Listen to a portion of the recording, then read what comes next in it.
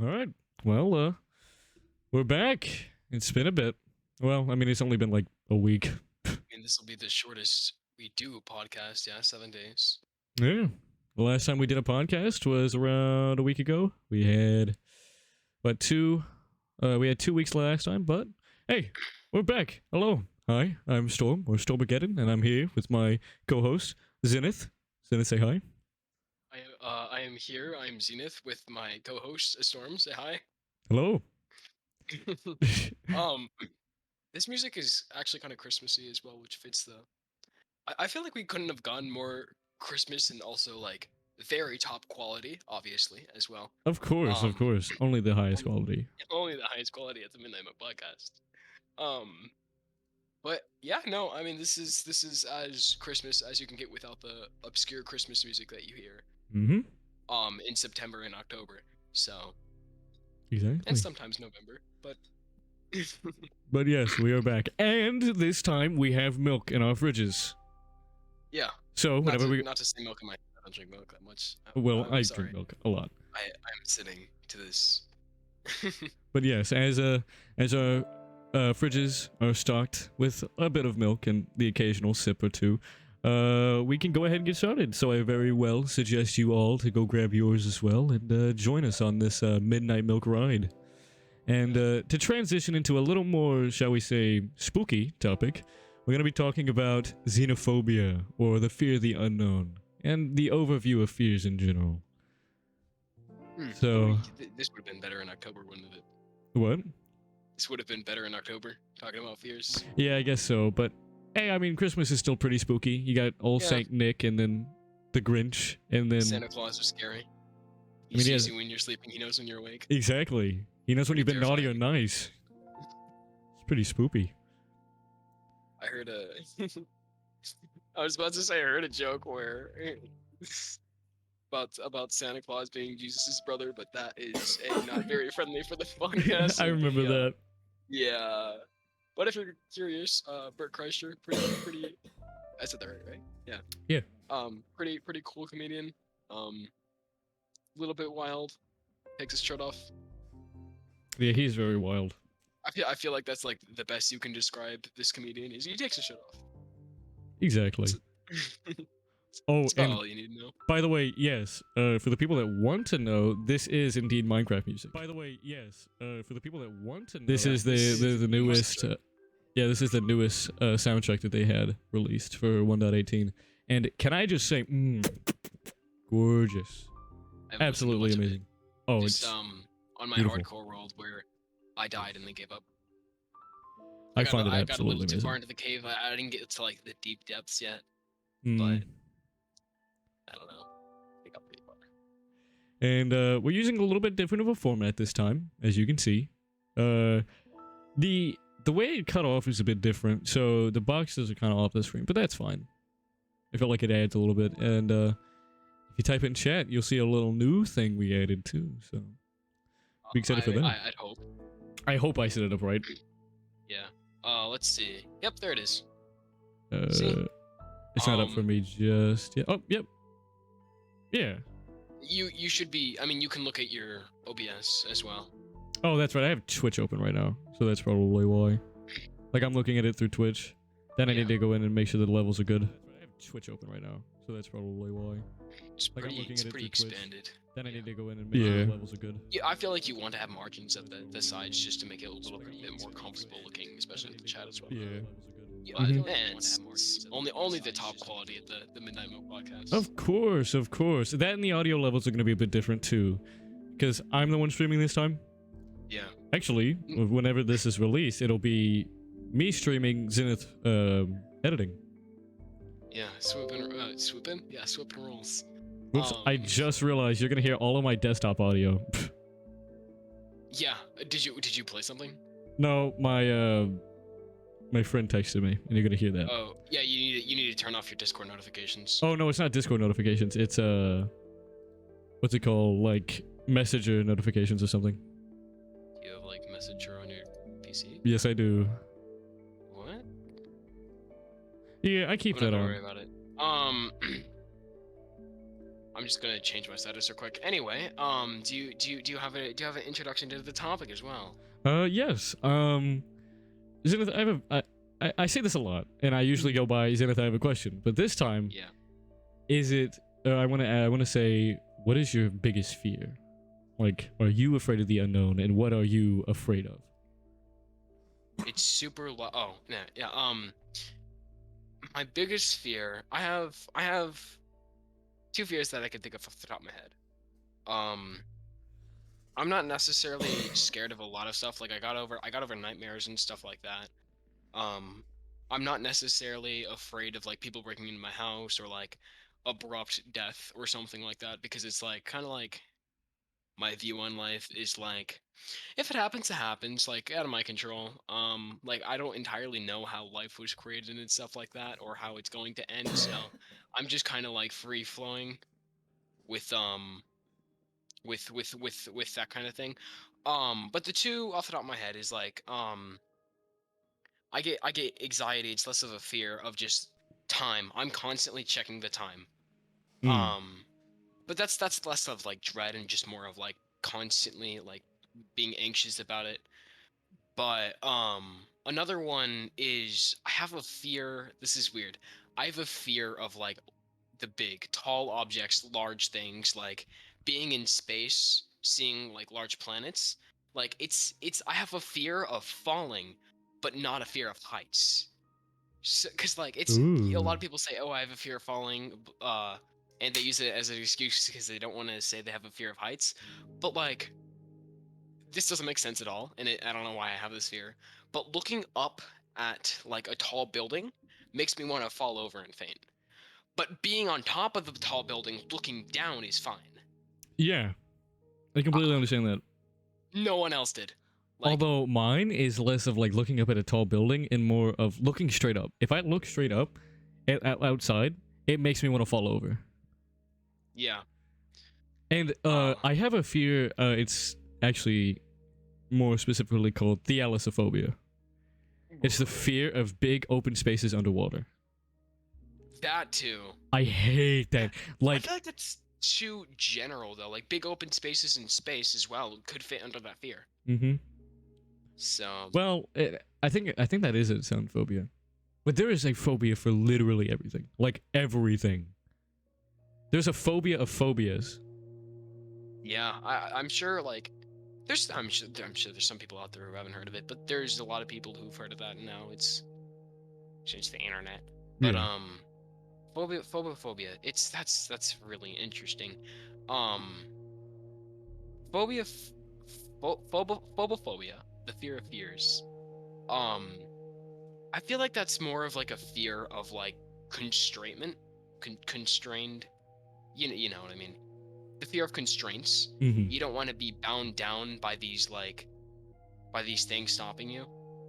Um that's always been my idea of phobophobia, which is why it made sense to me. Like, why would you have a fear of fears if like you don't want to have a fear, right? Mm-hmm. But it's like the fear of like passing time. It's less of like a fear and more of a dread. Or not, Yeah. I mean, it's more of like an anxiety kind of thing.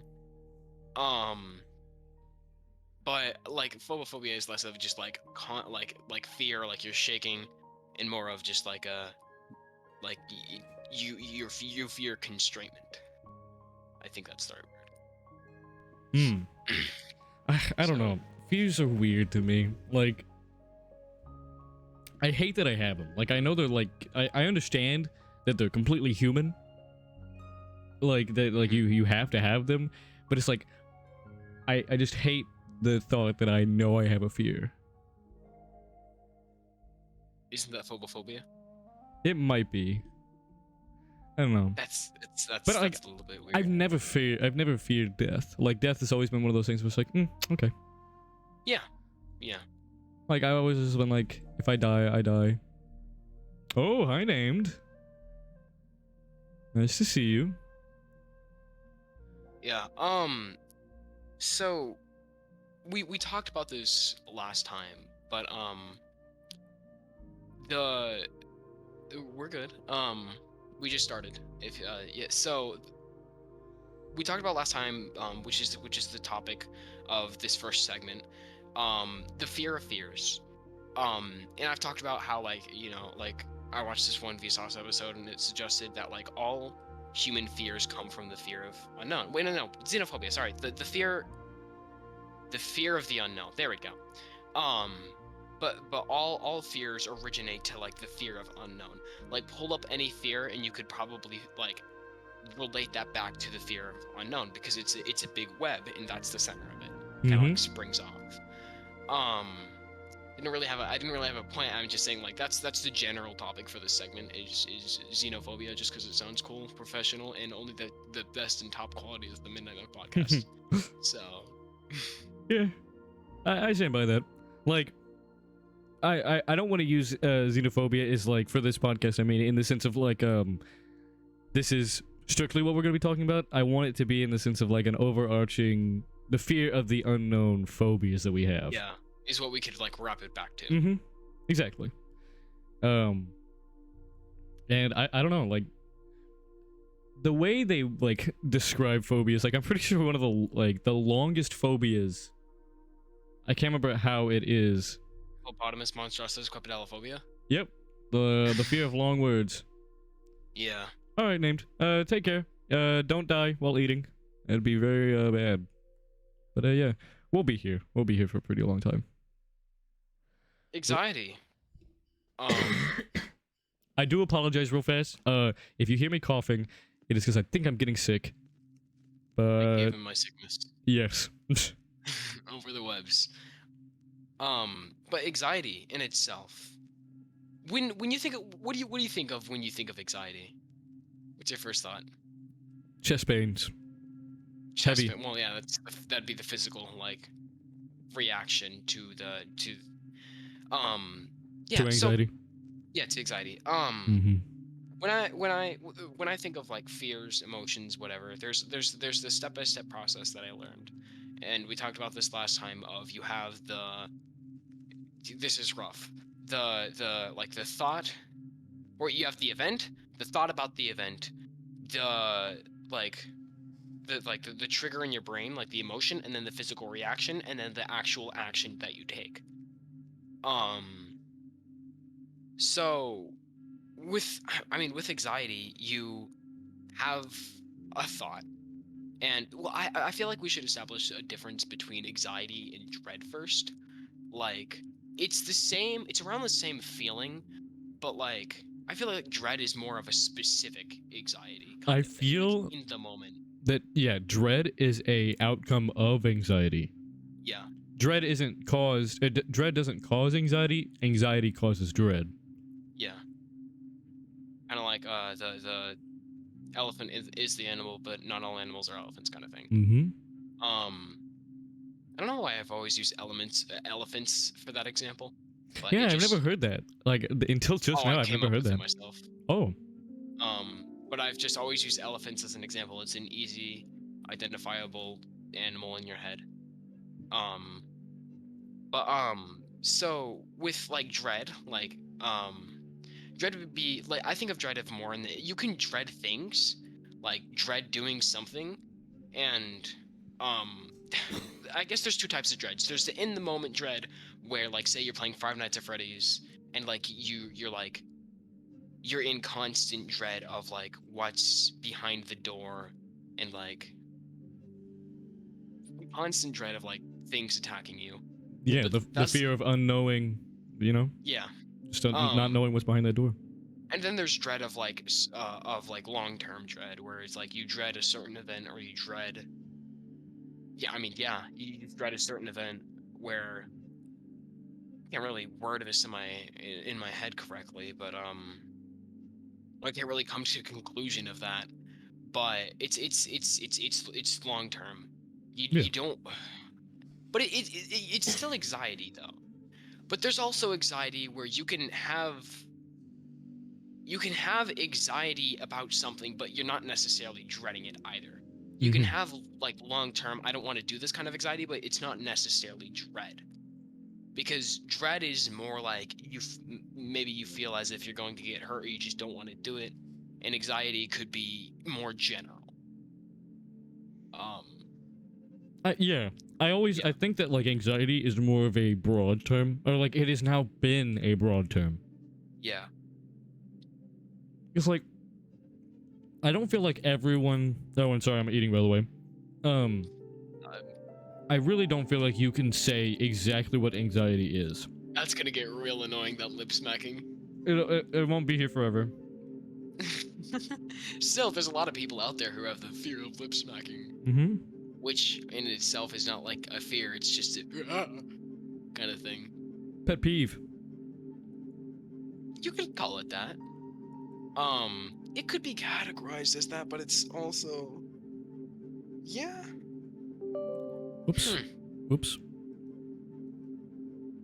I Just don't know make how sure. to turn my PC notification sound off. I don't think you can. Oh, that'll be real annoying. Yeah, but granted, I'm just gonna try my hardest to not click on anything. Yeah. And, like, I can't just grab the sound from, like... Wait. Actually, I think I can. That would... Yeah, you can have 2 desktop audio devices, and you can have a mic. Yeah, with Streamlabs, OBS. You can... You know what? Next stream, we'll make sure to have all that set up. Yeah. Only the most Just- professional podcast. Only the most Yeah. professional podcast. I'm really slow about thinking about this today. Same. It's more of relaxing. So it's even though it's technically still a brainy topic and stuff like that, you can still go through it slow and Mm-hmm. off topic. It doesn't really matter. The only problem with that is now it's like, well, now you have 2 different audiences for your podcast of the oh, I just closed out of the music. That's great. The two different audiences of the podcast, where it's like the people who just have it on in the background and the people who are actively listening. Yeah. Well, I mean, Which, even for the people that, like... Even for both sides, I feel like we can still, you know... accommodate for both of them. And I feel like we do. Yeah, I feel like we try. I mean, like, some of our other podcasts might be better suited for the people that have one preference or the other, or, for all you know, they could swap, you know? Mhm. Like, maybe one day they want to listen to a more slow podcast. Now, here's a weird thing. How I've always related emotions in my head all to also one thing. Kind of like how like all fears web into the fear of unknown, but I feel like I'm pretty sure all like severe emotions, and I'm not entirely sure if all of them do, but I'm pretty sure they all come from the amygdala, and fear is a big one of them. And one of the main purposes of the amygdala is fear, for survival instinct, right? It gets you farther in life. Yeah. So you can survive until offspring. That's, I mean, it's Natural selection. Yeah. But it also allows and it stimulates other things like happiness, excitement, like things for like rewardment, the kind of like dopamine feeling, right? I think fear runs along the for every action there needs to be an opposite. And so it's like whenever you feel confident, there has to be an opposite reaction for confidence, which is fear or dread. Know what I mean? Sorry, I just got told dinner is done, but I'm not entirely sure if I'm gonna go get up and do that because I ate my go-go squeezes, my Cheez-Its, and my sandwich. Go squeeze it.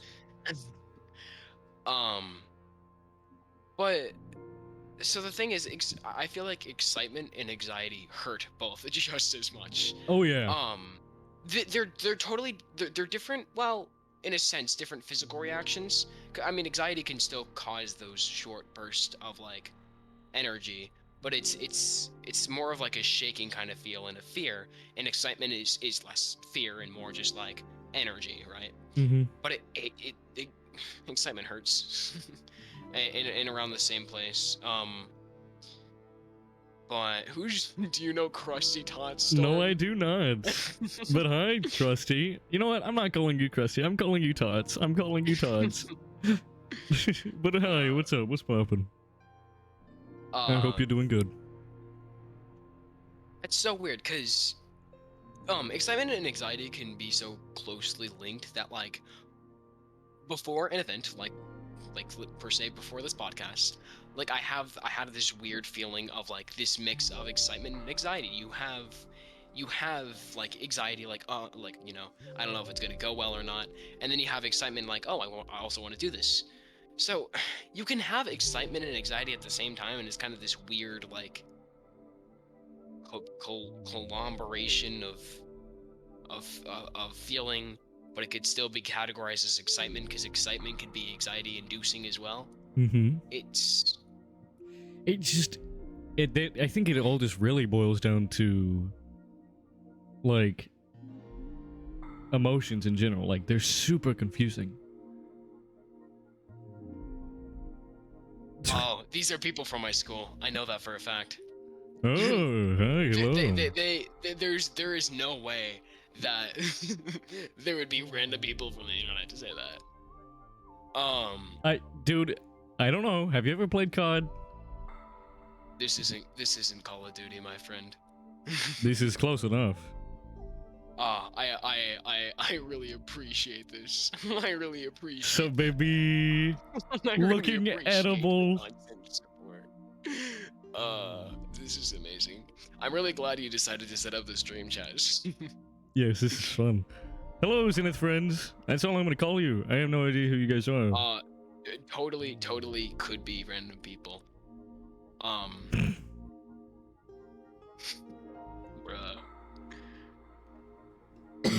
Yeah. Well, hey, I don't think we're big enough to worry about monetization, but I will say this is definitely been flagged. I do not care. Yeah, no, neither do I. But hey, what can you do? The fear of monetization. Hold on. Let's. Is there a fear of demonetization? I'm sure that's a thing. Fear of demonetization. I don't think there's a fear, but there's definitely a fear. Like I don't know if it's registered, but it's definitely a fear.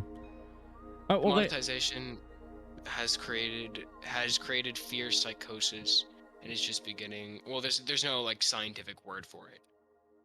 Yeah. Oh, and it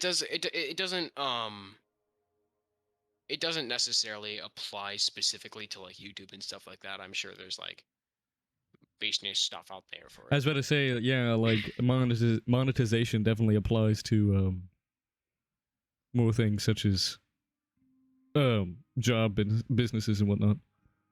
Like all monetization is just basically money and being able to supply money. Yeah. So I don't know. That's crazy. You should change your status to podcast is live. Oh, I probably should. Probably should. You've never seen a better Twitch chat than this one. No, you have not. Hey, only the top tier podcast, the Midnight Milk podcast. Only the best on the Midnight Milk podcast. Of course. I'd be totally happy for like the whole entire career of this like podcast just to be like trolling and shit in the chat. That's fine. Dude, I did that with one of my friends at one point. We just scrolled through Discord and just looked at everyone's status to see how cringy or how funny they were. For a stream or just for a Discord call? Just for a Discord call. It was so fun. Logan Shepherd is watching. No, I think I can identify some of these people. But you know, it's crazy. Again, I apologize for the cough. Yeah. You should apologize more for the eating than the cough, but that is true. it's crazy how and I've talked about this a lot, but the there's the fear of like being in like front of someone's face, fear of judgment and stuff like that. And that's kind of taken away from being screen, right? Right here we're in an environment where it's really funny because none of them know how to spell my name right. So Baradin. Baradin.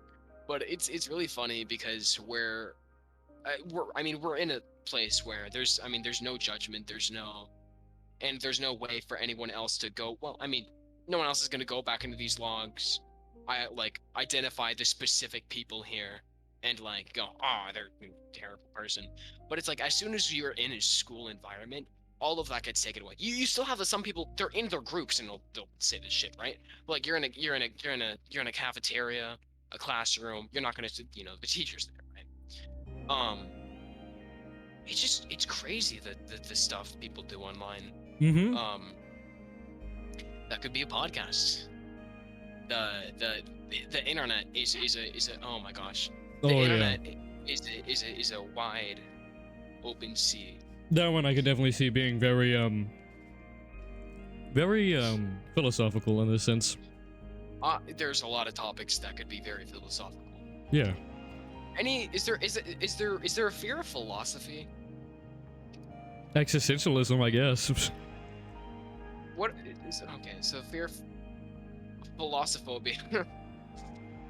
The rational fear of philosophy. Some experiencing this mental illness may experience intense bouts of anxiety when discussing or thinking about philosophy. The fear of philosophy. Touch in reality. So that's basically let's see, the fear of existentialism. Mm-hmm. But more specific, I'm assuming. I don't think that has a scientific name,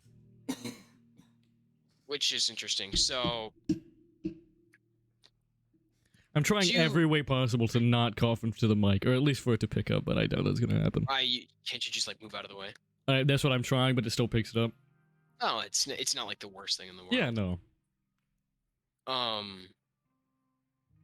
The great thing about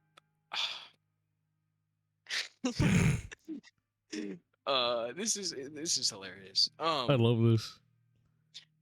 I don't know how long this is gonna go on for, because there's no way they're gonna sit through 3 hours of this, occasionally leaving messages. Props to you if you do. Yeah. That takes a lot of mental energy. Unless this podcast is just that good. I mean, Robo did the exact same thing. But did they leave comments like, I'm gonna suck you so hard? Okay, that's fair. That's fair. I'm gonna be honest, I don't know, like, I know a lot of people in my school, I just don't know any of the names. So, I don't know who the fucking Naggle is, but maybe that's their name for their dick, who knows? I mean, you never know. The one-eyed snake. Oh, God, wait. Speaking of which, there was a story. What? Okay, continue.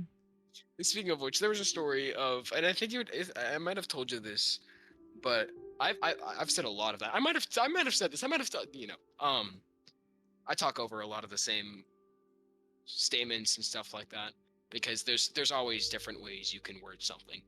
And just sharing it to different people, getting new ideas and information about the topic. But my dog is just staring at me. There was this guy. I guess there was this kid. I don't remember who this was, but they were on like one of the like the apples, like that like spin around in like the fairs, Mm-hmm. right? And they were across the road. So they're sitting with their mom, and they're across they're across some guy who I'm assuming wasn't wearing underwear, and the roller coaster started spinning so fast that the shorts went up a little, and so you at the end of the ride you could just see just the little edge of it just coming out. Awesome. Oh, make sure do you have ad blockers so you don't get ads during the music? I have YouTube Premium. Ew. Don't worry about it, named. This is only the best of quality at the Midnight Mode podcast. Yes, the Midnight Mode podcast, the best podcast. Sorry for the lip smacking. At the end of it, he tugs on his mom's arm and he says, "Mom, you're staring at me."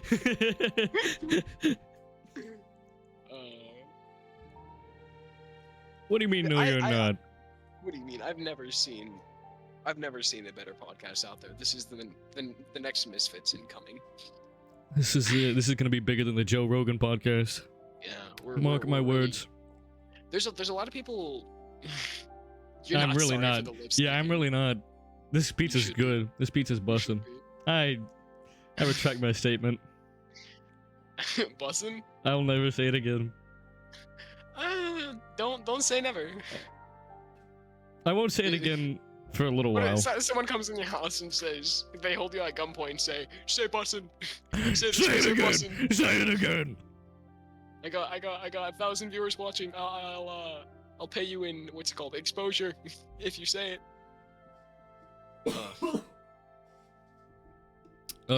Back to fears. We should do an ASMR podcast. That is definitely a fear. That is easy content, by the way. Fear of ASMR. I think it's like the fear of sensory overload kind of things. Yeah. Misophobia is the little understood condition that involves extreme aversion to certain sounds on the opposite end of spectrum of Xenophobia, known as autonomous sensory meridian response, or ASMR. So yeah, the phenomenon. I'm dumb. The phenomenon known as ASMR. The euphoric feeling. Did you know? Hold on. Meridian. I watched this in an Odd Ones Out video. Yeah, I know what you're talking about. I know exactly what you're talking about. Meridian. It was one of the words. I can't find it. Well, one of the words in ASMR like stands for like erect or like sexually pleasing, which is like really funny. But they're like that's a little bit too harsh. Yeah. Thank you, named. Orgasm. Meridian. It was another word for orgasm. That's what it was. Which I find really funny. But why do you think? Oh, I love this song, by the way. I'm not in there. Why do you think people have the fear of ASMR? Like, would that necessarily tie to the fear of unknown? Because I don't think it would. Probably not. No, I feel like it's because, like, if you really think about it, it's people taking quiet noises that should primarily be background noises and just making them really loud. Yeah. I feel like it's less of a like you can develop a fear from it, but it's more of like a sensory problem than like just like I don't have a good time with like my senses. Just loud noises, flashing lights just make my brain fry. So I personally don't like ASMR. I don't necessarily fear it, but like I am sure it can get to a point where you fear that thing, not because it's necessarily unknown, but because you know that it will hurt you. So just like if a killer came in your house. I don't know. I think it'd be pretty interesting to have a podcast for ASMR. But the only issue, no, I'm not doing that. I would do it, but only because it's easy content. Easy views? No. There's no way I'm doing that. That is how you lose viewers, but gain viewers you don't necessarily want on your podcast. that you gain a crowd. You gain a certain crowd. The only issue with ASMR is it's really easy like content. It's just hard to get a starting with it, just because it's like there's so many ASMRists out there. I'm gonna read this screen. Also another fun fact. Autist. Never mind, I can't read. Sorry, go ahead. Yeah, and people with ADHD have a higher chance of listening to and or enjoying ASMR. So do you mean like autistic people have a higher chance of listening and enjoying ASMR? Because I would think it's the opposite, right? Not all autistic people do have sensory issues, but there is like a part of the autism, I call it a web, where. No, I could see that. I don't know. Because, like, in the sense of, like, ASMR makes some people sleep. Yeah, it may be relaxing. Yeah, calming. Yeah, I could see both sides, where it's like people just immediately get, like, overloaded, and it's, like, sends chills down your spine. Like, I listen to ASMR. The other one where it allows you to focus onto one thing, and it's more calming and relaxing, you know? And I feel like that's less dependent on, like, the type of autism, and more dependent just how, like, your brain was structured. Like it doesn't have to. Well, even though autism is how your brain was structured. Um, but it's like just people are born liking different things, you know. Mm-hmm. So that could be, you could use like sensory issues as either a way to not like ASMR at all, or a way to like ASMR because you can control it onto one thing, like your focus. Mm-hmm. So just depends how you're born. Um, Yeah, I don't know. or I mean, depending on trauma as well. You could also do it, but trauma could do a lot of things. Oh yeah, trauma is very big. Like, I don't know. Relating it back to fear, like, it's really crazy just how many forms of fear trauma can envelop. Because like I feel like there are way more different aspects to fear than just the one word. Yes, definitely. Like fear controls every single emotion. You could feel every single emotion with fear. Yeah. Well, And you can. Yeah, I guess so. yeah, you feel with fear. If that makes any sense. Well, yeah, because I think, and don't quote me on this, but the amygdala is, I'm pretty sure, the main function of the amygdala, it is fear. Mm-hmm. Well, everyone who knows about the amygdala knows that the amygdala is the responsible for fear, and that's what it's known for. But it also, pretty sure, triggers all other emotions, which would, I guess, make sense. Why we would have fear first before other emotions. Yeah. Um, like I mean, do snakes feel fear? Uh, I maybe because like they have I have no idea. I know they don't have the gland to love. Yeah, I was about I to have say no idea because what that was. snakes need fear to inspect their surroundings. Fear help you live. Yep, they do. So, yeah. So snakes feel fear. I know they can't feel love and affection. Um, Yeah. Mm-hmm. but like, which I guess just is adding on to my theory. If it's fear first. It more helps in survival than happiness. If you only had happiness, then like, boohoo. Yeah. You can have dread from happiness, but that isn't necessarily like anxiety, fear, or anything like that. But that's just like, too much happiness isn't very good for you. Um, I don't know. I feel I see happiness is kind of like a kind of like a meter. Kind of like you can have so much happiness, right? yeah. But like I feel like once you get to your threshold, you don't just that's not where you cap out. I feel like if you go over your threshold, you want to just give that rest to people. Know what I mean? No. Um, No. if you if you are too happy, it could lead to things like mania and insanity.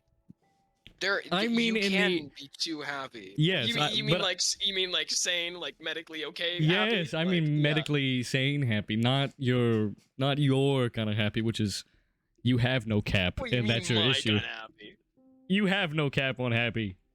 Look, it's hard, man. I'm just too good of a guy. Yeah. What a nice guy.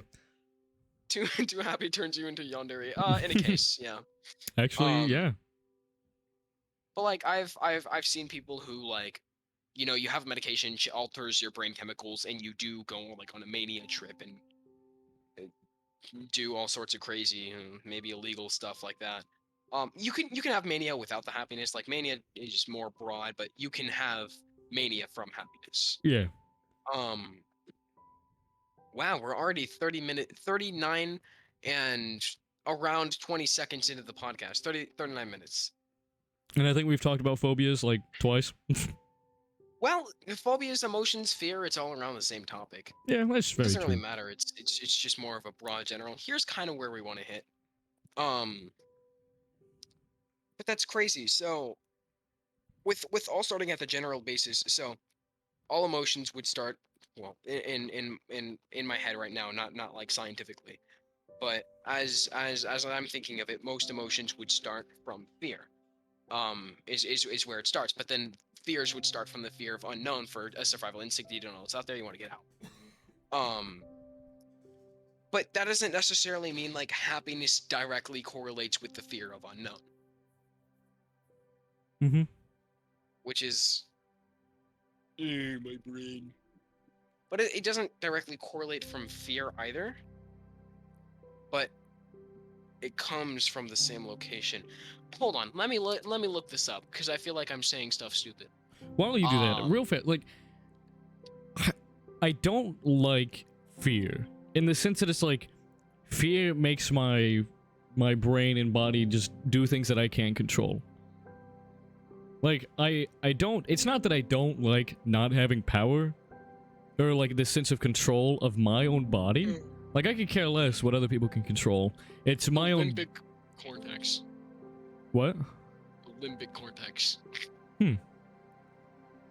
Like, I don't like not being able to control my body.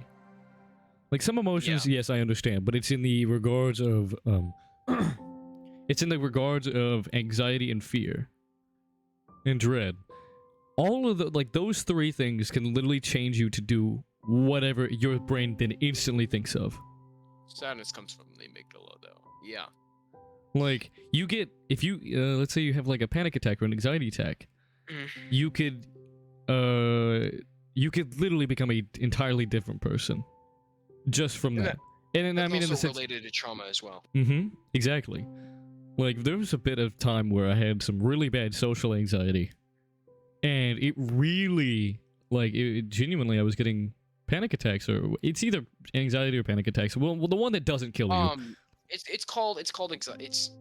technically called anxiety attacks, but people use panic attacks more generally. But panic attacks are specifically like the ones that send you to the hospital. Yeah. Okay. So then, yeah. So anxiety it's attacks. more of an anxiety attack, but anxiety is too specific with those kind of attacks you can have, because you can have sorts of panic like attacks like that where it could be from panic, but panic doesn't necessarily also equal anxiety either. Yeah. So I feel like it's the opposite. Anxiety leads to panic. Yeah, either way. But there was a while there where I was getting like very anxious, like really anxious, and I hated that. And the main reason why was just because there was no sense of control at any points of those. It was just all straight fight or flight, and it was usually just flight. And I hated that, like, not being able to like think on my own regard, and it was all just like random chance on what I would be thinking at that moment. I hate it. So I'm so weird. Well, yeah, but well, no duh.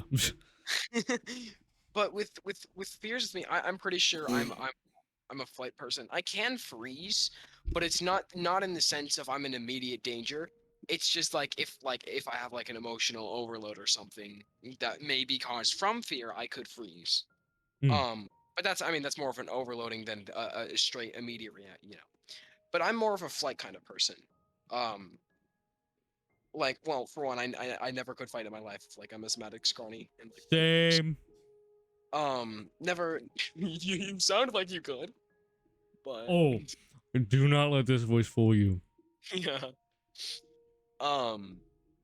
But with the it's so I'm usually I'm quick on my feet when it comes to thinking. Generally, like not right now, I'm just in a kind of slow mood. But generally, I'm quick on my feet. Can think of witty comebacks, titles, whatever. Could do improv and whatnot. But when it comes to quick critical decision making, I'm kind of like a 50-50, because with me I'm always uncertain on things. I'm not always 100% certain, because there's always a possibility, right? That doesn't necessarily mean I have like that's not like a huge problem like it is for a lot of people, where they're like, I can't make decisions. I can make decisions. But it's I always have those like a few seconds of consideration, right? And when it comes to the few seconds of life you have when you're running from something, then that few seconds might kill you. So, it's either I'm very quick and like make like uber smart decisions, or I sit there and I like consider for a second and might choose the wrong path instead of just like adrenaline thinking. Mm-hmm. But well, the adrenaline doesn't necessarily, well, it doesn't make you think necessarily better. Because there's a lot of cases where people do stupid stuff on adrenaline because they're in a fight or flight mode, right? And they just go for it. Mm-hmm. Because a lot of things are like, you need informed decision making to make a lot of decisions. But there's some people out there who just their brains just work at higher speeds. They got the newer computers, They have the 5th gen, not the 3rd gen. Yeah.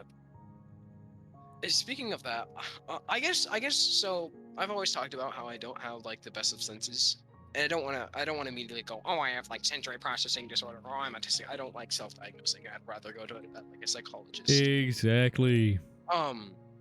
Generally, I just say I have sensory issues because that's more broad. That's not a diagnosis necessarily, but like I just do have issues. Like when I was a child, I hated like touching grass, which is probably why I'm a hermit. But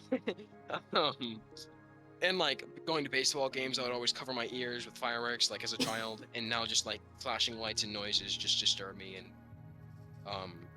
like I toughened up a little, but like it still like messes with me, right?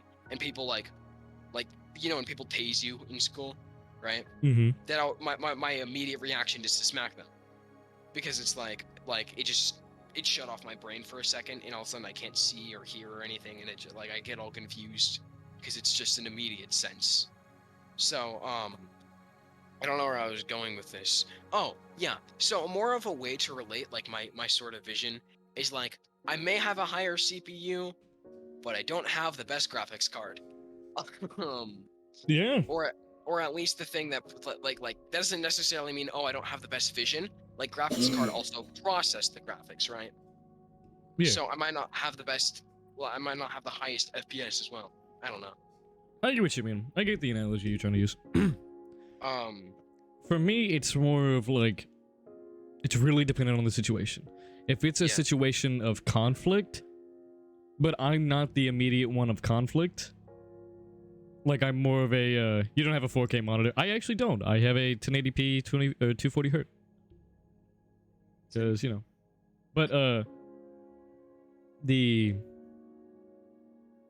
you got that 160p thing? For the can't see thing. Yeah. Well, that's just without classes. I have 160p, but I'm just running on lower FPS when I'm like having like a sensory issue moment. I don't know, but for Flight of Flight, that one's really weird, and that one's very case by case. A lot of the times, I will jump in the sense of help, and it usually is more on the regard of something that I know I can mentally help with. But if it's physical, nope, gone, poof, deuces. But if it's like if I know I can help in that sense of conflict when it comes to words, then I'm usually really good at that. I would like to say that a lot of my my sentences and what I choose to say is very well thought out, and even on the fly can be very not half baked. Which is another reason I do not like anxiety or anything like that sort, because that instantly gets me. That usually causes me to have a lot of my words and phrases and statements be half-baked. Yeah. That's when I'm on like brain fog. Like right now, I'm kind of on a little bit of a brain fog mood. Well, understandably, I just took like 5 finals tests today, and then 3 yesterday. Yummy. So I'm understandably on a brain. Like I immediately went home yesterday and fell asleep at 5 p.m. Woke up at 10 p.m. Right? Just because I was just exhausted. I was too, man. I went to bed. Like, I didn't go to bed early last night, but from when I got home till when I went to sleep, I was in bed. Yeah. Just laying there. Usually taking, like, little mini power naps. And then just watching YouTube. Did I ever tell you that, like, no, I didn't. So yesterday, I slept in... I sleep in study hall. Every morning. Around every morning. It's my first period. and it's, you know, I have block segments, so I only have 4 periods a day and it alternates, right? I have 8 periods and then I have 4 periods one day, 4 periods the next, and it switches. Same. Um, but I always sleep in study hall first morning, and when I sleep, like I'm in this really weird awareness state because I'm constantly thinking about life generally, right? So when I'm sleeping, I can have these really crazy moments where, like, sometimes I have a hard time waking up, and you know how you wake up in new dreams? Yeah. Take that to like the fourth dimensional level, right? Um, where I was in study hall, I was, yeah, like, you know, I lay my head down on my desk because that's like that's one of the only comfortable ways to sleep in class. And my friends started stacking Pringles on my head while I was sleeping. And you know how you can take in auditory information while you're sleeping? Yeah, and that could So I affect your could, dreams, and it's really yeah, weird. so I knew that I was sleeping, and I could hear them talking about stacking Pringles on my head. So I was in this weird trance state where I could hear all of what they were doing, and I could grab a general sense, which was moving their characters in my dream to stacking the Oh, that's Pringles on my head. oh, what is that? What is that called? There's a name for that. You can control your dreams. Yeah. What is that name? What is the name? No, I wasn't in Lucid. control. Lucid dream. No, yeah, lucid dream. I wasn't in control. That was the thing. Is my brain was making it up for me. Whoa. I wasn't thinking, oh, he's gonna go there. My brain was just assuming where he would be in the room. The room was different. The room was different colors and stuff like that. It wasn't like exactly pinpoint. Here was everything like what some people could do. Yeah, I get what you mean. But like it was more on a blue scale. It was smaller. The desks were different sizes and whatever. But I also in your dream you don't, since you're not like necessarily thinking straight and perceiving your dream like it's reality. I was also in different perspectives. I was like on an outside camera view perspective, but couldn't necessarily see myself because I didn't view the person that was being like that the Pringles are being stacked on their head as myself. So I couldn't like visualize myself in my dream. But I was in a third person perspective where I could kind of see them stacking Pringles on my head, even though I wasn't thinking about that being me. I wasn't thinking it was a different person. I just wasn't thinking about it. But I was also like switching in between that and my body with me being on the desk. I get what you mean. Mike is attacking. But in every like I was trying to wake up so badly so I can talk to them. So each time I would, you kind of do like a vigorous like upward motion with your head to try to wake up in your dream. Every time I would do that, I'd wake up in a new dream, or I just go back to the exact same spot on the desk. Oh, that's weird. But it was in the same area, just in a new dream, and like they were still there stacking Pringles. That's spooky. I was pissed, and like I was pissed to the point where I kind of got up in the dream, but still didn't get up. And told one of my friends, Jeremiah, and I told him, hey, can you tell your real life body to like shake me or something, or yell at me to wake up so I can actually be alert and wake up? Obviously that didn't work because he wasn't actually there. But he was like, yeah, I'll do it. And nothing happened, but I was just constantly cracking at it before I actually like ended up waking up 10 minutes before the bell. That bell wakes me up. I know that much. So I wasn't in that much fear. But Yeah. I'd have thought, I'm like, shit, I'm dead. Right? Because I wasn't waking up. I was like, fuck. Like, oh. I don't fall asleep in class. I'll just like, let me rephrase that. I don't dream in class. There'll be times where I'll like pass out, but it's like, it's like a second, like instantly, like I'm awake or I'm asleep, or I'm awake, I'm asleep, I'm awake. Like there's no dreaming and there's no nothing. It's literally just an instant. You were conscious, and now you're conscious again, yet you forgot what was happening. That's all that happens if I ever do fall asleep at school, which is very rare. I just doze. Oh, I always remember how I fell asleep. I never wake up in a place where I don't remember how I fell asleep. No, I remember how I fell asleep. An existential crisis. I as soon as I wake up, I immediately remember how I got there. Oh yeah, no, I do too. It's just in the sense that like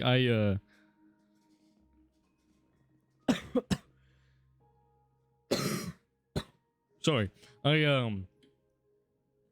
I don't remember what happened while I was asleep. There's just no dreaming. But like I know I'll wake up. I do have a fear that I won't wake up, but I'll have the exact same experience that you're going through. Yeah. Kind of like sleep paralysis. Oh my god, I would hate sleep paralysis. I've been there. And the only reason why is like I would know that it isn't real because I'd be awake. Yep. But it's like, do you really know? Yeah, if I'm ever in sleep paralysis, it's because I'm trying to wake up, but I still can't get out. So I either resort to the methods where you try to like move the tip of your toes or your fingers and eventually gain body movement, which also could fuck with your head and make it worse, or you close your eyes and you go into a lucid dream. Unless that doesn't work. Yeah. But I have so much awareness in my dreams that like what I would do is like I told you how I remember like exactly how I got there and what was happening before the event of where I fell asleep. And I generally know how much time has passed, but I get to those points where I make a concept up in my head while I was dreaming, like subconsciously, that I woke up in a different place and don't remember how I got there, which senses a set of fear in my dream, and I mean that's a nightmare at that point. Yeah. But I'm still aware, but not necessarily like knowing I'm kind of in a dream. I might know, but still not know how I got there, and not like it's really weird. I get what you mean though. Every time I talk to a person, they're like, "Whoa, that's some next level shit. You're gonna dream into the fourth dimensional plane." Yeah, no, like I get what you mean. IQ test. I want a genuine one. Yeah, I got one. What does the IQ test do? Because if it like tests you on like math, then it's like, well. Well, I took an IQ and arithmetic test, so all at once, which is like 4 straight hours of me trying my hardest. I'm not necessarily school smart. I know that. Mm-hmm. Like I know I could be. Like I know I very well could be. Yeah. I'm just not. An IQ test tests your problem-solving capabilities. Okay. Yeah, basically. Which is how you learn that when that's stuff when you're born. Mm-hmm. That's what you're born with, and that's not necessarily stuff that can change via experience, unless it's effort, you know. Yeah. Because that could also depend on it. How people are like, oh, if money's involved, you'll get a higher IQ. That's because people try hard. I do genuinely I've never self-diagnosed myself with this, but I've always wanted to go get an ADHD test. Because I don't know. One, I'm very curious. Two, I've had other people tell me that I might have ADHD. Yeah. And I mean, don't take everyone's word, but I was like, you never know. I can struggle in the sense of, school and work. You can attention span. In the chat I just named. What'd you say? Whether it be math, physical, real-life problems, reading, etc. Okay. Yeah, I know I can do stuff like that. Like, my problem-solving and all that jazz isn't hard. It's just, my school smarts isn't the best. Yeah. I have good grammar and whatnot. I know how to structure sentences. I know what to do. I know I have things I can do. That link for later. But he gave an ADHD spectrum test just for fun. But I know I'm good on that. But when it comes to things outside of that, but more on the sense of for the thing my passion and my hobbies. For example, cars. I know for some people a little too much about cars. Yes, definitely. But in that regard, but cars to the end of this. Do we need to have a car podcast? No, we don't, because that's going to be one-sided. That's when I'm not going to be available for 2 weeks, and you're going to have to do the podcast on your own. That's what that's going to be. That's what that's going to be. That'd be pretty fun. But I'm kidding. It probably wouldn't be. I'd just be no. I don't know. But well, you can talk to yourself pretty damn well, so. I very well could. But what was I saying? Oh yeah. But and I mean in the sense of this, in the sense of philosophical, and then not only that, but mental. I feel like I'm more thought out than others. Yeah. I was doing for the car podcast if we could do a science podcast. I'm sure we'll get there eventually. Oh yeah, we will definitely be there at some point. We need to get back to fears because I feel like we dabbled a little too Oh far. yeah. And we only have so much time. Um, just the thing is fear is just such a big thing to think about. Um, where here, I mean, here's a little bit of a side tangent, but I just have moments one morning where just when, like I go to lie down in bed to just like look around at my surroundings and look at my hands and just wonder like like Why? yeah, why, where I'm at in my point in life, and just be like, why so specific in this specific way is life structured like this and how I'm perceiving it, and I never get an answer. And just huh, you know I completely felt that, like, to a very high degree. yeah. I don't know, I have a lot of very, like, I fear the future. Yeah. But that's only because I fear random chance. Like, And change. oh my god, yes, I have such a big fear of change. I don't, question of fears, assuming you didn't already talk about this. Other than survival, what are fears used for? How do fear, or how are fears developed? We can get into that after I say this. Yeah. Dude, the fear of change, it's like, I don't feel like people understand that one action that you choose can genuinely change your life forever. Yeah. And then that could be in the smallest regard. Yeah. That could be like you drive down one path or you drive down the other. You take a left or a right. Mm-hmm. You are now in like I said, this is in the thought of you are in one timeline. Yeah. Not the sense of alternate universes. And even then, if that were true, you're in this timeline. You're in this universe. You're not in the other one. You might have created one, but you're not in that one. You're in this one. This is the only one you have. So whatever actions and decisions you make can literally change you from possibly becoming a millionaire to dying in that next 5 minutes. Yeah. And that's also closely related to the fear of unknown. Exactly. You don't know what's next. Which is less of a survival instinct and more of just a general concept of it just happens to be categorized under the fear of the unknown. Well, I feel like it does apply, or at least to the people that have it. It's like you genuinely just don't know if that will kill you. You don't know if it's a big decision, especially big ones. Big, like, small changes I can understand, like, oh, I get a new phone. Oh well. And I mean, like, that's a change, but that's not huge. Yeah. But now when, for example, I lose my computer, let's say my computer were to just break on me, I would probably be pretty scared. Like, surprisingly, my computer is my whole life. Like, everything is on that. Like, all my social life and everything, that's there. So to not have that, that's a big change. And especially if I know I won't be getting it back for a pretty long time, oh my god, I'm freaking out. Yeah. But, like, that's not substantial to something like a family member dying. Like, that is a big change that I now have to adapt to. Like, I'm not gonna get into big specifics on it, but the sense of change that I fear is having different mental states. Yeah. I hate having or knowing or thinking that I might have a new mental state or have to develop a new mental state to be able to cope with this change. Because I don't know if I'll like it. Like, I'll like it then because that's what I've changed to, but I don't know if I will miss my old mindset. Big thoughts. Yeah, like, that's what I fear.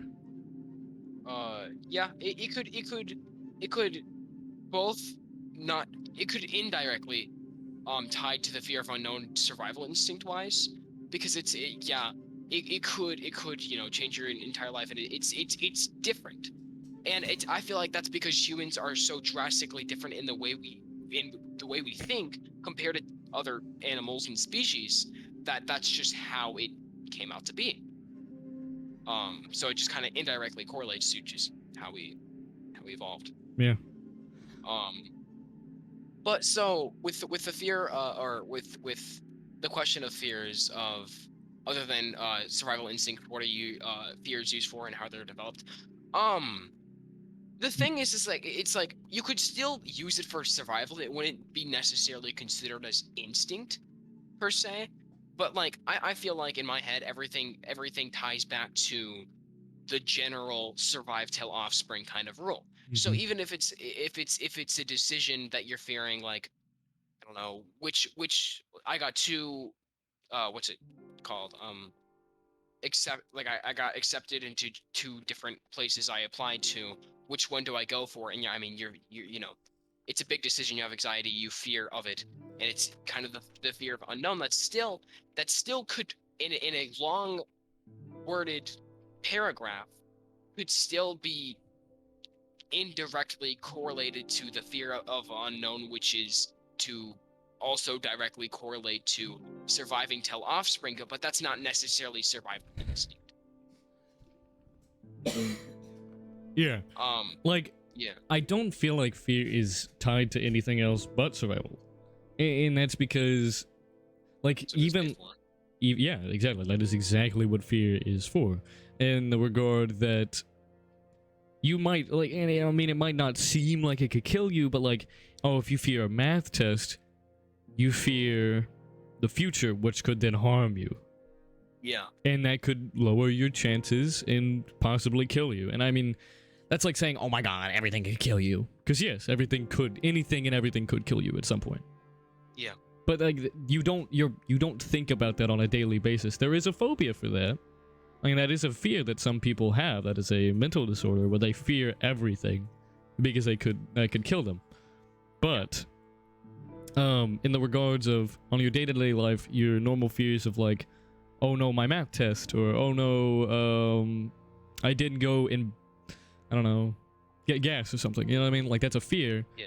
Because that could possibly get you harmed in the future or now. It's varying cases. And how our fear is developed, that one's really easy. That one is just in a sense where if you have that main thought, what if a fear is also for persuasion, pleasure, manipulation, things like that? Sorry, trying to play devil's... Oh, you're good. Good game. What if a fear... That one's a little more in... I don't know, that one's a little more confusing. I haven't thought about that's that. not, I mean, that's not directly tied to use it. Well, I mean, that could be a whole nother subject of like with manipulation, persuasion, different things like that. You know, depending on the word you use with manipulation, I'm gonna go over this real quick. You get something out of it.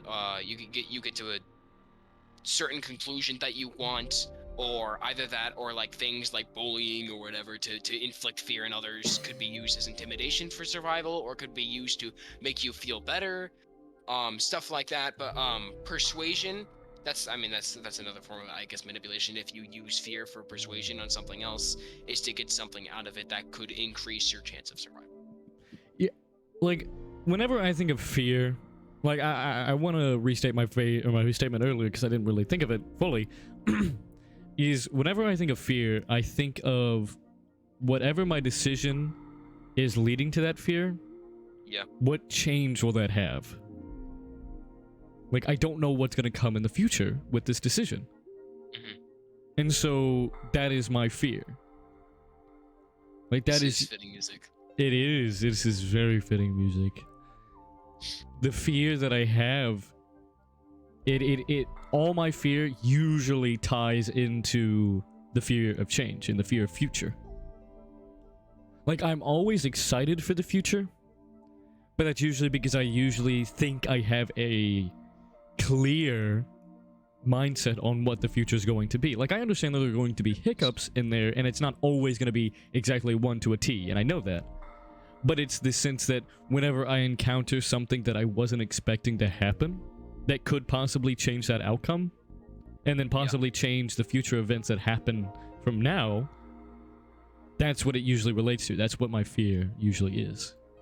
Speaking of which, totally not. I was gonna say like Christmas with the clear and vision. But speaking of Christmas, that's Christmas Eve is 7 days away. Oh, wow. I feel like, is that a thought you want to have on doing a podcast on Christmas Eve? I don't think I necessarily want to do that. Because that doesn't fit in the idea of what I do for podcasts. Is where we sit down, talk, and then we chill afterwards. Because we're gonna have a time constraint on that podcast. Yeah, that podcast would still be still on that COVID time. Yeah, dude, for real. Thought it was Wednesday. Oh my god, yeah. Dude, real fast, like the fear of change, dude. These years are going by so fast. These months are going by so fast. Homie, you're 15. Dude, I know, and that's the thing. I shouldn't be wearing this, but I am, dude. I'm gonna be a junior. I'm gonna be a junior next year. I'm gonna get my license in a couple of months, or my permit. I mean. Do you graduate as a junior? No, I'm graduating as a senior. Oh, I think I graduated as a junior. Oh, your mic's going a little wonky, but I just, don't get me wrong. I'm young and whatnot, but it's like that doesn't mean that I still cannot fear and be like, oh my god, look at where the days are going. If anything, I'm happy I'm fearing this now. Or like, I'm like, oh my god. I want to have the grasp of time.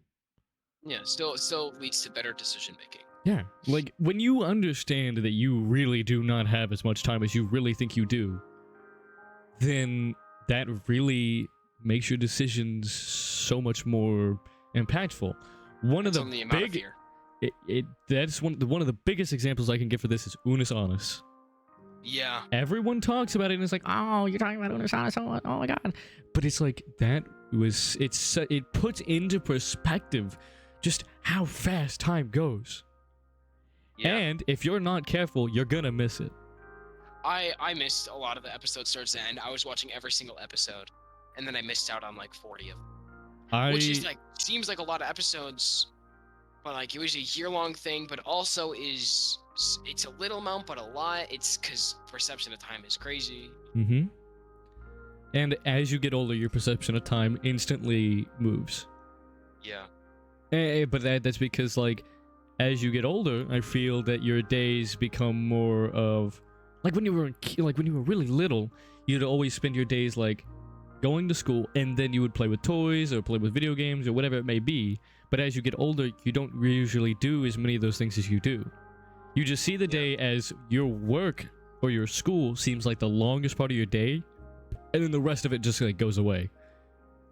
Like, it's 7:12 right now. I got home at around like 3:13. An hour and 12 minutes have just gone by. Like, and it feels like we've only been on here for like 12 minutes. Yeah, 30. Like, I have a big fear of the fact that time is currently still moving. The clock never stops. Yeah. Your life never stops for anything. I have this on Chronophobia, which is like the fear of clocks or something. Mm-hmm. I think I have, like, not huge, but I definitely do have a fear of it. Like, it definitely does give me like a little bit of anxiety. It gets me a little anxious. But like, it's weird. It shouldn't, but it really does. Like, I'm constantly thinking that, like, I only have so many years. And yeah, in the grand scheme of things, what do you mean? You're so young. You have your whole life to live for. Yeah, that's true, but I'm not gonna have the rest of my life to just sit here and do a podcast. I'm gonna have taxes, or like, you know what I mean? You're going to grow up. Yeah. And I fear that. I fear having to grow up and not being able to do everything that I want to do right now. Like, I'm gonna lose a lot of the things that I enjoy doing now. Not to say that I can't try and keep them, but nothing lasts forever. Yeah. And so, at some point, everyone has to grasp that. Now, like... Well, not everyone does. Not everyone does, and it's kind of heartbreaking to see. Because then, next thing you know, their life is over. And yeah. I don't feel like everyone will be able to say that they have accomplished everything they want to. I don't feel like that goes for anyone. But Yeah. at the same time, cherish what you have, like right now, in a given moment. Because literally the next second could change everything. Like, you want that fear, though. You want that fear of the time continuing, and you want that fear of change, as so you can move forward. It gives you a sense of purpose. What is fear used for? It's not only is it a survival tactic, and I mean this does equate to survival, but I mean it also helps you drive forward. It also helps you have a reason to do something. Keeps you living. And so Yeah. if you do not fear it, you're never going to accomplish anything. That's my motivation. That's why I get out of bed every morning. Is I need to get shit done so I can feel accomplished in life. Like I need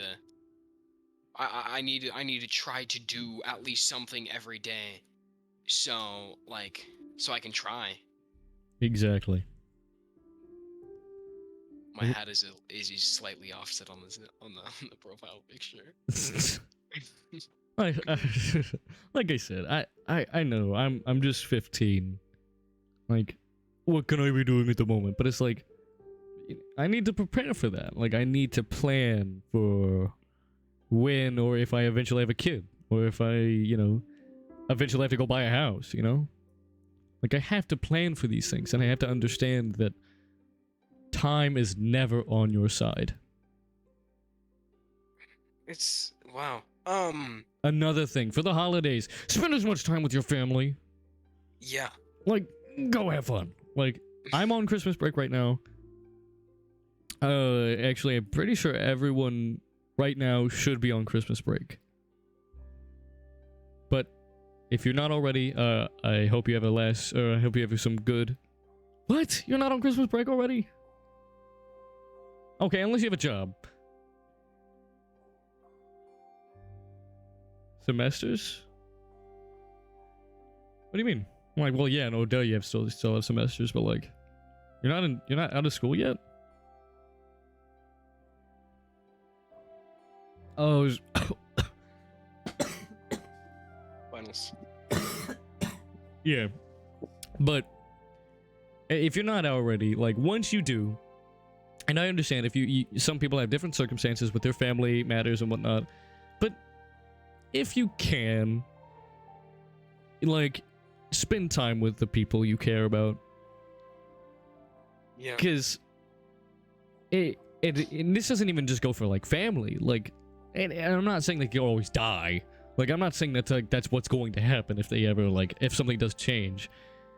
You could literally just lose a friend because of certain matters.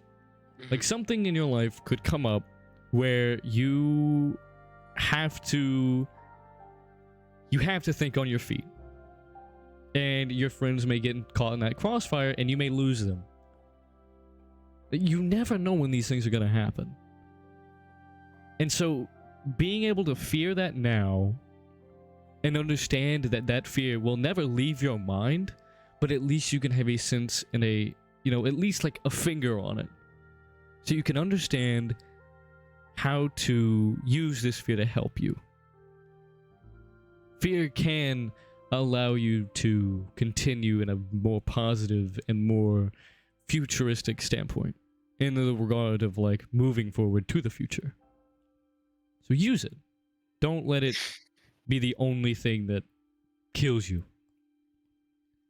We need someone to clip these moments, like with the inspirational music of the Minecraft going off in the background, and have that like viral video where some 15-year-old talks about real life stuff. Oh my god, yes. It's like inspirational, and people listen to it in the showers. Delayed gratification things. Yeah, it really is. Like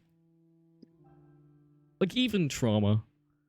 Like, that one's really big. And, like, going back to how our fears developed, it's usually because of a traumatic event that happens where you fear so bad and so much that it sticks with you for the rest of your life. Or, well, until you get rid of that trauma, if it ever goes away. In the moment, it might suck, but in the future, it can and will be helpful. Yeah, like, I've always told anyone that is going through a depressive state or is thinking about um um just ending it there.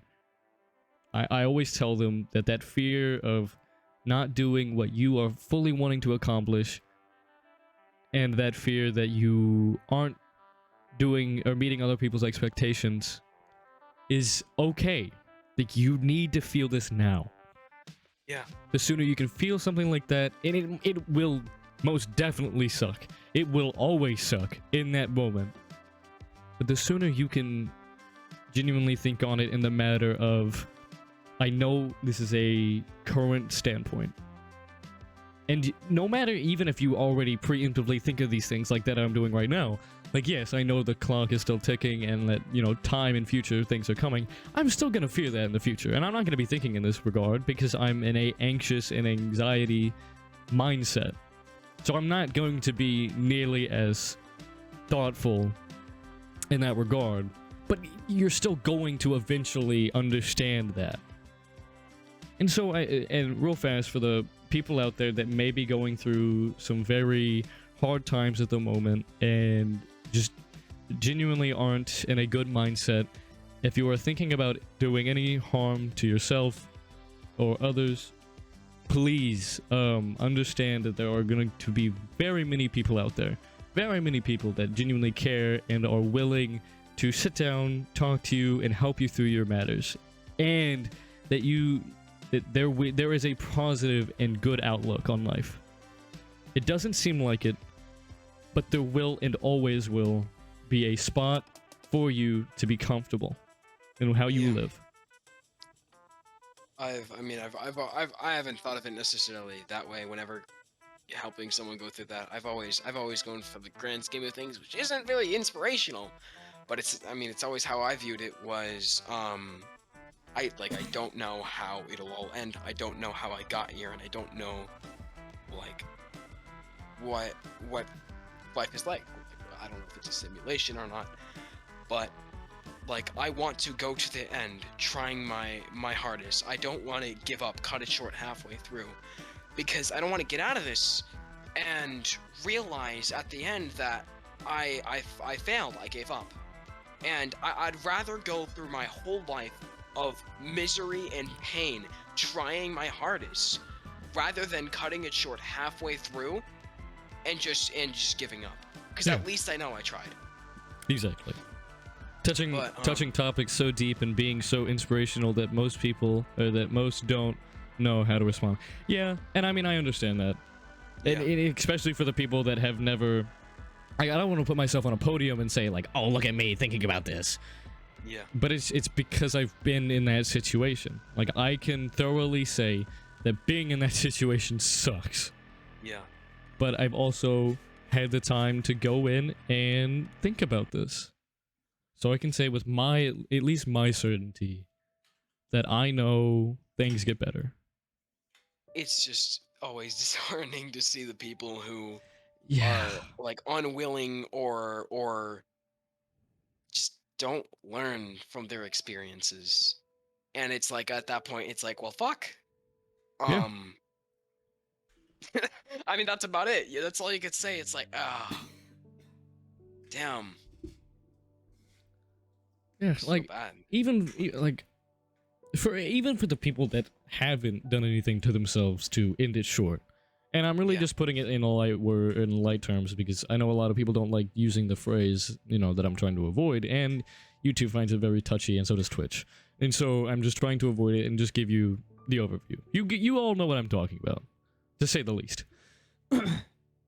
And if you don't, it all means, like, at some point, if you ever need to, go find someone that would help you. But like, I feel so bad for the people that, like, cannot see that what they've done, even the people that have already decided that they were going to, and that they were, like, by this time they would be gone, or they would have just ended things short, but they didn't. That means you prevailed. That means you've already beaten that. You've beaten that stage. You've bettered that stage. even if it takes you a while to break free of it entirely, you've still not delayed, you've ended that end point. You've ended that deadline that you've set for yourself. Take pride in that. That right there is your sense of change. That is the sense of your fears all instantly at once collecting. That is everything that you have feared that you're doing wrong or that has wronged you, and it's instantly hitting you all at once. But you still prevailed. That fear not only put you in that slump, but it also helped you get out. Because that fear of being gone, you're fearing not being able to see a new change. And I always try to put that example into people's heads, especially that are going through something like that. That use the fear of what is happening now and look at it to the future. In the sense that use this fear as a way to help you with your change. And I understand not everyone will use that, and not everyone will understand what I mean by that. But I always, and in the times that I try to help, I always try to give that example. Everyone deserves that example. No matter who you are, you always at least deserve that example. I don't know. Sorry, we got on a very different topic, but I still feel like it relates to fears. Yeah, definitely. I feel like around this time we should start wrapping it up because we need to lighten up the mood a little bit. Yeah, it's 8 days till Christmas. Yeah, but hey, touch on every subject. Yeah. I don't know. The music is like also like it's also helping tie in the mood because this music is very like it's very sappy, but at the same time it's very inspirational. Yeah, it's crazy. I choose some really good music. Yeah. But I would like to wrap it up, and I would like to have fun. Just not necessarily laugh at fears, but to just look. I want to because for the next one we're gonna do If you've read the title, The Fear of People. The Fear of People. Yeah. So it'll. If you want, line up the mood a little bit. I don't know. We can wait a few minutes. We can kind of die down from the, shall we say, sappy subject. But hey, it's important. I don't mind talking about it. I do apologize for the people that don't like talking about it. Yeah. But hey, it still relates to the fear, trauma. Well, if you ever have a trauma in the sense of you not being able to take in the take in that kind of information, that's something that should help you forward. Like, real fast, actually, fear usually it makes you want to get away from that fear. You know what I mean? So you're gonna do everything in your power to get rid of that fear, which then entail betters you because now you can understand how to handle that situation. Yeah. I mean, it's what I've said before. If you want to study, understand, and learn people, start with yourself. Which is like what you just said. A lot of people say like, oh, you can't love someone else until you can love yourself. Yeah. Same goes with what you just said. If you want to help people, you need to be able to help yourself as well. Which is why I feel comfortable being able to help people. Yeah. Crazy. Oh yeah. But, like Xena said, let's kind of chill out the mood and go back to some stupid topics, why don't we? I will. So I wish the people that were at the here at the beginning again. I told them they should have stuck forever. They should have stuck here for the amount of hours we go for. Because we do get into deep topics like this, and it'll lighten up the mood, but it'll just give people a new perspective of like, hey, this isn't just things people trying to get famous. But at the same time, we aren't adults. Yeah. Like, that too. Not only do we want to entertain people, but we want to give them the perspective of like, hey, we think about these things too. Like, we might not be fully developed about it, But hey, we still think on it. Yeah. But not only that, but you cannot tell me that at 12 o'clock at night, when you walk down those stairs and you grab yourself a big glass, pour it full to the top of milk, you do not have these existential thoughts. Yeah. Hey, if you need, you can take a little mini break if you need. Go give yourself go refill that glass of yours, which is probably already empty from chugging. But hey, you never know. Build calcium obviously builds the brain muscles. So. Exactly. You want your brain bones, don't you? You want your brain bones. Brain bones to support your muscles that are constantly flexing right now. I will, now that I basically have the name of this channel engraved in my brain or my head. The Midnight Milk Podcast. It flows so smooth. I was gonna say just like milk, but milk can be, you know, it's not necessarily smooth. Hey, life isn't smooth. Yeah, I was about to say life isn't smooth. This podcast isn't necessarily the smoothest thing in the world. It's intentionally. We're not trying, like, we're not spending constant labor to get this podcast in tip-top condition. It's like just kind of how life is you should just kind of go with the flow. Exactly. Like I said, that's the reason I came up with this name. Yeah, be the coffee beans in the cauldron rather than the egg or the carrot. Going through an experience, coming out with a hardened shell or a soft heart. Tots, I swear to God, if you just got back, have you been here the whole time, or did you just get back? Yeah, you kind of missed it all. You really did. You missed like the last 30 minutes. Oh my God. Yeah, we're transitioning to the next one. Yep. But hey, it will be posted on YouTube. So I suggest you go to the link down in our comments or in our description on Twitch, or I'm pretty sure there's a link there already. They'll listen you straight to the first on Google. Yes, we are. Pretty cool. Exactly. Among us is fears, and among fears is life itself. So yeah, real fast. All right. I will suggest you, if you haven't already, go. Let's go take a bathroom break. I kind of need to go use the restroom. Yeah. And then I guess we'll go to our next topic. Yeah. So you know what we're gonna put up? Boink. Gone for milk. We'll be back in a second. So yeah, I'll turn the music up just a little bit more so that way you guys can vibe to this Minecraft, and we'll be back in a second.